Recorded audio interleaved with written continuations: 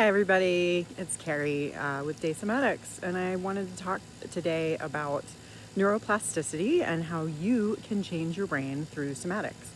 So I'm behind my house right now and we have some woods, and I last summer made some pathways that were kind of already there. So when we're talking about neuroplasticity, that means neural pathways in your brain that are trained and have already know what to do. So that's like a path in your brain that you use over and over again, and it becomes pretty well established.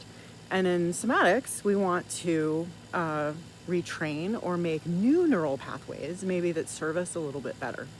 So I'm going to flip the camera around, maybe, or maybe not. Maybe I have to flip the camera around, so bear with me.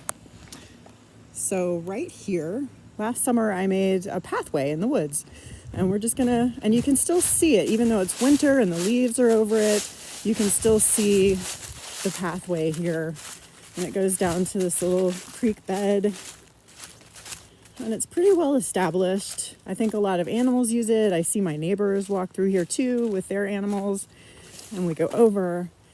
And last summer I went up the hill creating this pathway. And I just wanted to make kind of a loop around my house. So coming up here, and it's still here. So this is a nice little pathway. I'm kind of thrilled that it's still there. So in your brain, so this is like an animal would take this path, or people or whatever, and it's a very well established path.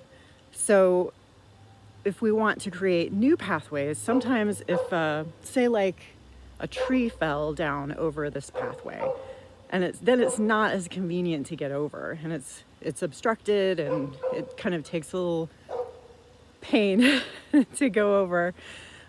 We want to create a new path, and creating new paths might not be easy because we don't know where they are. We can't see a new pathway, so it might be a little harder to create a path. But in our brains, when we want to create a new pathway that doesn't serve us, we want to forge ahead and create that path. So let's see. There was a log over my path that I created. What I'd really like to do is go over there and go up the side of my house on that side. So it's a little challenging to do, but with some tools, I can forge away. I can get rake, I can just kick leaves with my foot, I can pick up branches, but it's like a retraining. I'm learning how to create a new path as I go. It has to be a very conscious thing that I'm doing, and I'm learning how to create that. So hopefully this gives you a little explanation of how that can work in your brain, so you can create new pathways that serve you better in your brain. And we can all create new pathways. The other thing I wanted to say is just that the old pathways are still going to be there. They're going to be there even though a tree fell over on them, or they just no longer serve you. Those pathways will still be there, and the leaves will go over it eventually, and the new paths will become stronger. So same thing happens in your brain. You have these patterns that you do that you move through easily.